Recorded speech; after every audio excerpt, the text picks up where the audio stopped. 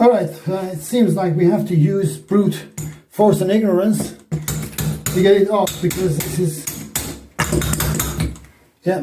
has got lime scale here, and we had to soak it in vinegar overnight and squirt some vinegar and things like that to get that off.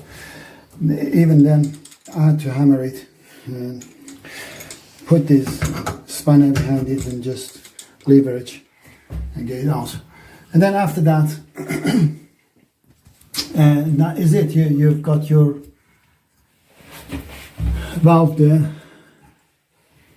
This lesson reflects the total electrical training approach.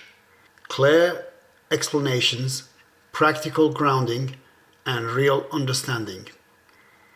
For structured electronic courses and professional training, visit totalelectricaltraining.co.uk.